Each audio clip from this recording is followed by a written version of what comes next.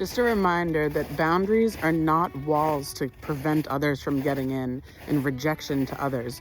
Boundaries are guidelines to prevent our own selves from overgiving and forming resentment.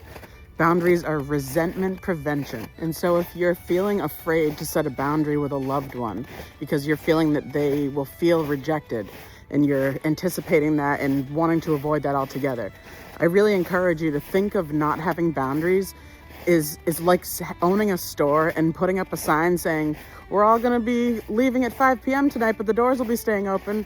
Money in the cash register. You're inviting people to use you, and it will create resentment. You will feel that you're being taken advantage of, and you do have a hand in it. And also to remember that those who care about you and your well-being are grateful, even if it stings when they hear a new boundary. They're grateful because their intention is to do right by you.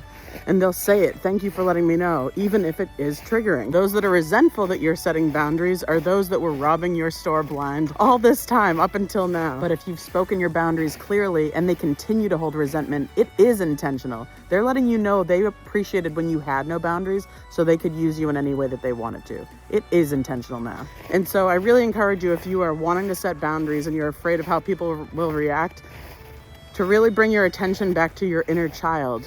Your child self still lives inside you, and they deserve your protection. And also to draw attention to your higher self cheering you on, saying, you're better than this. You don't just leave your store open for people to rob you blind all the time. You have boundaries because you have self-respect.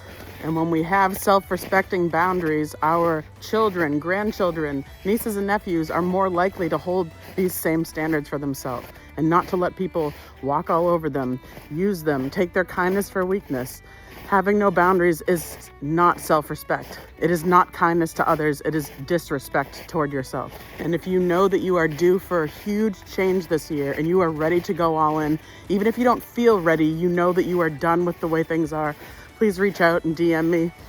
It is not easy to start setting boundaries, but it does get easier and easier. And I can tell you that I used to be so afraid to do it because I was afraid that people will feel rejected. Now, I'm way more concerned about disrespecting myself, leaving myself open to be taken advantage of. So when you feel into the standards that you're going to be holding for 2026, do you feel energy of resentment because of a lack of boundaries? Or do you feel proud of yourself and protection, self-respect because you're doing what needs to be done? If you're currently in a space where you feel this is the only way it will ever be, you feel hopeless, helpless, and you're in that wounded victim energy, please remember that this is an illusion. You're just not in the driver's seat of your own life. But if you decide to step into the driver's seat, into willingness and accountability, anything can happen. Change does not happen overnight. But if you start implementing small change, think of what you will be feeling about yourself 12 months from now. Time is passing either way. Really, what have you got to lose? Let's go.